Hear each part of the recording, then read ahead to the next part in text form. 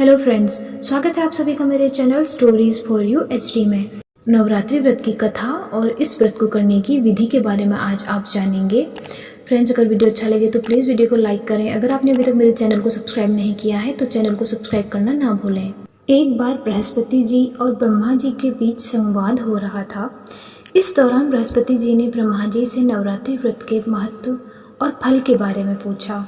इसके जवाब में ब्रह्मा जी ने बताया, हे बृहस्पति, प्राचीन काल में मनोहर नगर में पीठत नाम का एक अनाथ ब्राह्मण रहता था। पीठत माँ दुर्गा का सच्चा भक्त था। उसके घर सुमति नाम की कन्या ने जन्म लिया था। पीठत हर दिन माँ दुर्गा की पूजा करके हवन किया करता था। इस दौरान उसकी बेटी उपस्थित रहती थी।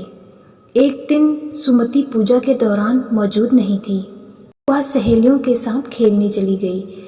इस पर पीठत को गुस्सा आया और उसने पुत्री सुमति को चेतावनी दी कि उसका विवाह किसी कुष्ठ रोगी या दरिद्र मनुष्य के साथ करवाएगा।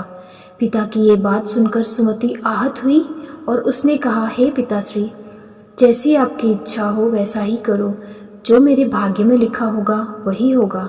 सुमति की यह बात सुनकर पीठत को और ज़्यादा गुस्सा आया और उसने पुत्री का विवाह एक कुष्ठ रोगी के साथ करा दिया। इसके साथ ही पीठत ने अपनी पुत्री से कहा कि देखता हूँ भाग्य के भरोसे रहकर क्या करती हो। पिता के कटु वचनों से आहत अपने आप को कोसने लगी और अपने पति के साथ वन में चली गई। गरीब बालिका की ऐसी स्थिति देखकर माँ भगवती प्रकट हुई और कहा कि मैं तुम्हारे पूर्व जन्म के कर्मों से प्रसन्न हूँ। इसके साथ ही माँ भगवती ने सुमति से वरदान मांगने को भी कहा। इस पर सुमति ने माँ भगवती से पूछा कि आप कौन हैं। जवाब में माँ भगवती ने कहा कि मैं आदि शक्ति हूँ। आज तुम्हें तुम्हारे पूर्व जन्म का वृत्तांत सुनाती हूँ। माँ भगवती ने बताया कि पूर्व जन्म में सुमति निषाद भील की स्त्री और पतिव्रता थी। एक दिन तुम्हारा पति चोरी की वजह से पकड़ा गया। इसके बाद सिपाहियों ने तुम दोनों पति पत्नी को जेल खाने में कैद कर दिया। तुम दोनों को जेल में भोजन भी नहीं दिया। तुमने नवरात्र के दिनों में ना तो कुछ खाया और ना ही जल पिया। इस तरह 9 दिन तक नवरात्र का व्रत हो गया।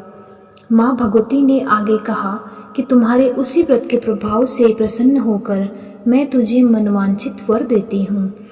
तुम्हारी जो इच्छा हो सो मांगो।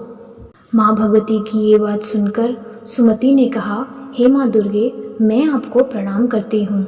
आपसे विनती है कि मेरे पति के कुष्ठ को दूर कर दीजिए। माँ भगवती ने ब्राह्मण की बेटी की इच्छा पूरी कर दी। इसके बाद सुमति ने माँ भगवती की आराधना की। ब्राह्मण की बेटी की आराधना से खुश होकर माँ भगवती ने कहा कि तुम्हें उदालय नामक अति बुद्धिमान, धनवान, कीर्तिमान और जितेंद्रीय पुत्र होगा। इस वरदान से खुश होकर सुमति ने माँ भगवती से नवरात्रि के व्रत की विधि और व्रत के फल की जानकारी मांगी। इस पर माँ भगवती ने बताया कि चैत्र या आश्विन मास के शुक्ल पक्ष की प्रतिपदा से 9 दिन तक व्रत करें। अगर व्रत नहीं रख सकते हैं तो एक समय का भोजन करें। घट स्थापना करने के बाद वाटिका बनाकर उसको हमेशा जल से सींचना चाहिए। विधि के अनुसार पूजा करने के बाद पुष्प से अर्घ्य देना। इसी दौरान घी, गेहूँ, शहद, खांड, जौ, तिल, बेल, नारियल, कदम्ब और दाख से हवन करें।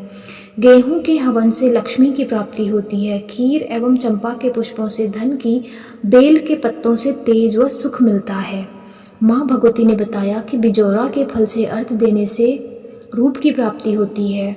जायफल से अर्घ्य देने पर कीर्ति और जो इंसान आंवले से अर्घ्य देता है उसे सुख की प्राप्ति होती है। इसी तरह केले से अर्घ्य देने वालों को आभूषणों की प्राप्ति होती है। इस विधि विधान से होम कर यज्ञ की सिद्धि के लिए आचार्य को दक्षिणा दें। माँ भगवती ने बताया कि इन 9 दिनों में जो कुछ दान आदि दिया जाता है उसका करोड़ों गुना फल मिलता है। ब्राह्मण की बेटी को विधि और फल बताने के बाद माँ भगवती अंतर्ध्यान हो गई। नवरात्र का व्रत कैसे करना चाहिए?